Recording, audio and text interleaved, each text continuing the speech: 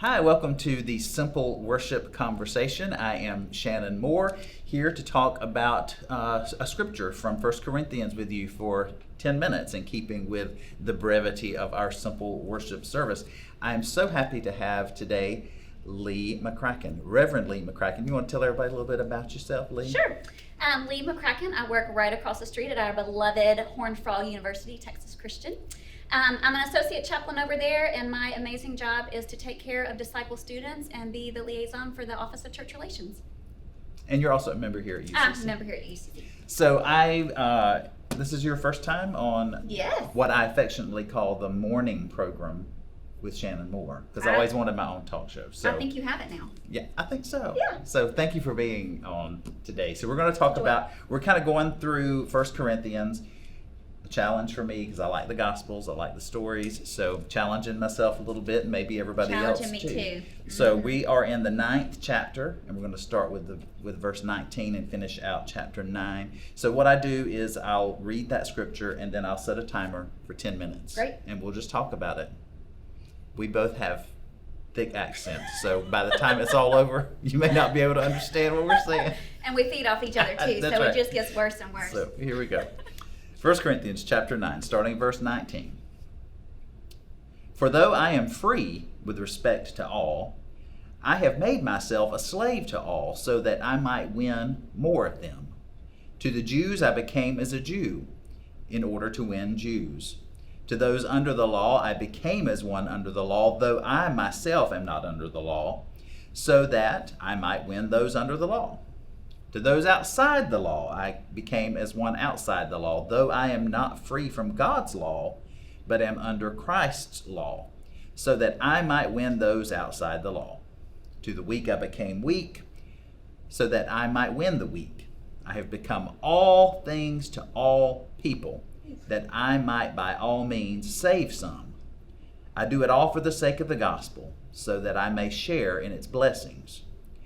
Do you not know that in a race the runners all compete, but only one receives the prize? Run in such a way that you may win it. Athletes exercise self-control in all things. They do it to receive a perishable wreath, but we an imperishable one. So I do not run aimlessly, nor do I box as though beating the air, but I punish my body and enslave it, so that after proclaiming to others, I myself should not be disqualified. Thank you, Paul. Thank you, Paul. We say that every week. So I'm going to start our timer. Can we do John next time? Sure.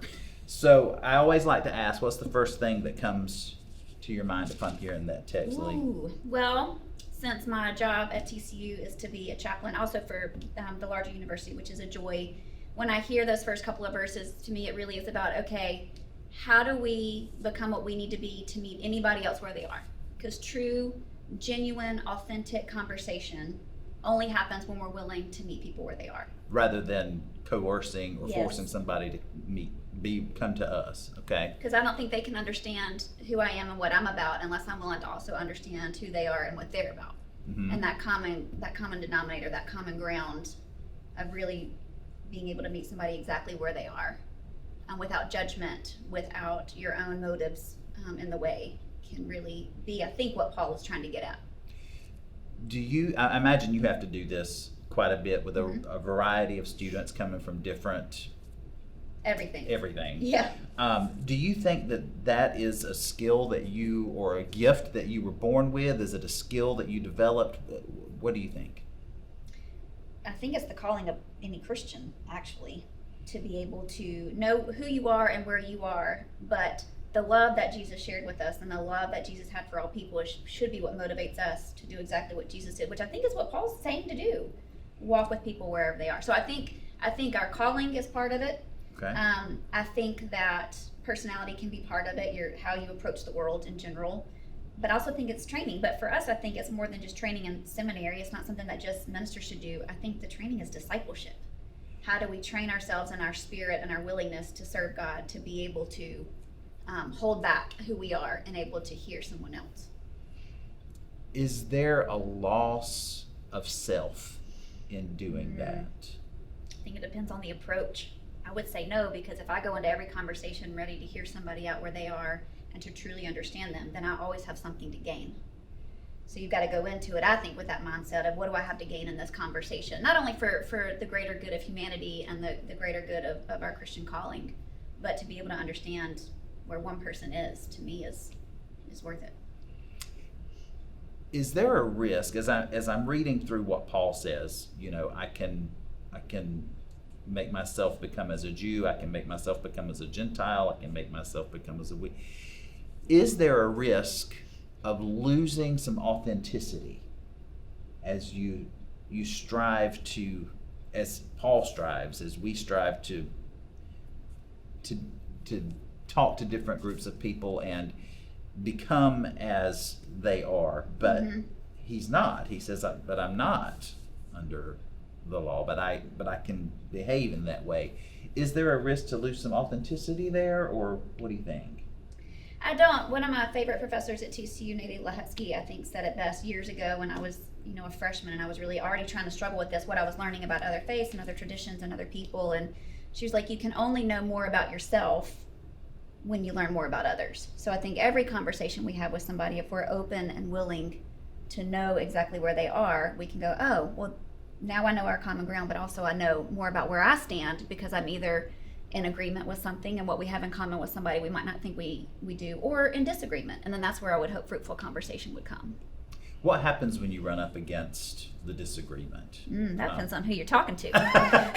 Well, so in your context, when you have, primarily you deal with disciples, students. Is that true, or all, or a range of students? It's about a third of my job, but overall I'm open to the whole campus. Okay. Anybody from any background. Have you had any sort of conflict or people of different backgrounds sort of rubbing up against each other, and you have to kind of facilitate that conversation and help them right? Because I think when we go into it as a chaplain, our number one role is to meet people where they are and to not pass judgment, but to listen and to support. But when you have different student groups or different people in conflict, I think it's always about finding that common ground. And I feel like that might be what Paul was trying to do. What is it I might have in common with somebody so that I have a starting point to talk to? And I think if you can find that common ground with somebody, then the fruitful conversations and the collaborations can really start to happen. But I think it's just allowing people the space to name what they need to name, and then be open to maybe figuring out what they have in common first. In a broader sense, if we look at the church historically, Mm-hmm. you know where I'm going. I do know where you're going. How good of a job has the church done at meeting people where they are? Shannon Moore. Hi. I might not be coming back, y'all. And I don't mean University Christian Church, in but general, I mean the big church. I think the church can be tricky for a couple of reasons. One is we come to church because you join a church because you have things in common with the people that are around you. And we get real comfortable with our small groups, and we get real comfortable with our Sunday school classes. This is every church I've ever been a part of or ever served. And the people in the pew. And the people that we sit know. The same. I grew up on the 7th pew in front of the pulpit on the right side of First Christian Church, Meridian, Mississippi. That's my grandmama's pew. That was our pew. So I get that. Mm-hmm. So I think there's a lot of good in that, because especially if we're needing to heal or we're having things going on in our lives that are hard, we want to depend on the people that know us and can meet us best. I think that's been a detriment to the church in some ways, because it's real hard for new people to knock on the door and come in. Mm-hmm. So I think it's an intentional mindset change. And maybe reading 1 Corinthians 9 is something we need to take to heart, because I think Paul is saying, you got to get to know people that don't look like you and don't talk like you and don't act like you. If we are really talking about kingdom, if we are really talking about what it means to be a Christian voice in the world, then it starts with breaking all of those things down and being a little uncomfortable. Yeah, it is uncomfortable to even the small thing of moving to a different pew. I have a friend who's a minister, and his wife on the first Sunday in their new church. Yeah. She was sitting there, and somebody came up and said, "Good morning, you're in my seat." Oh my! Yeah. I just think That it's person's not coming back. hilarious. I wish she has to because it's the Oh, preacher's because- wife. Oh. Yeah, it was the minister's wife. Oh yeah. my gosh. Yeah, yeah. Wow. So, Yeah. And that's and it's hard. I mean, it's you hard. want to sit on the seventh pew. You want to be because that's comfortable. This where is you were. we need So- to feel safe. We need to feel loved. We need to feel secure. But we've got to balance that with knowing that there are people knocking on our door or not knocking on our door because they don't know they can. Right. Because they're also looking for a place to feel loved and secure. More and more, I see so much balance is Mm-hmm. what we really need in our lives, in our church, in our culture, and society, because everything is so polarized and heavy-handed on one side or the other. Yeah. Um, In chaplaincy, we call that both and, not either or. Oh, okay, So that's how we approach a lot of conversations. okay. We can be both and versus this or that. I like that. Mm-hmm. I want to move to the next part because I like to talk about intent Yeah. a lot. Check our time for a second here. Yeah, we got to hurry up. So you're a runner. I am. Sometimes when we are in worship in the chapel at Simple Worship, Lee will run to worship and I will. then run back home. Mhm. So Y'all are welcome to join me anytime. I'd love it. I run if I'm being chased. So Paul uses this analogy of being in a race. Yeah. So all of the stuff that we've talked about, Mm-hmm. why? Like, why are we meeting people where they are? What's the purpose of all of this? Paul talks about athletes trying to achieve a trophy, a Mm-hmm. wreath, but ours is an imperishable reward. Yeah. What do you make of that? What are we after here? What's the intent? The intent to me, and it goes back to just the foundation of what discipleship is. I mean, we have an unbelievable story to tell. We have a story of unconditional love that will be with you from the day you understand it until the day you die and then after. So I think for us, winning the race is not a race that has anything to do with physicality or even a mental game. It is all about the spirit. It is a race in the spirit, that your heart should be burning so much because the love and the joy that you have in Jesus Christ is unmatchable. And if we don't share that, we're holding on to something that's a gift. And gifts are meant to be given. Right. And so for me, the race is all about who else needs to know this story. And so when we might not know who they are until we get to know them, and we can't get to know them until we meet them where they are. And then we have a story to share. Ooh, that's good. That's good stuff. And we're almost out of time. I'm not done. But I can't let it go without Yeah. bringing up, we may go just a minute, because a few seconds over.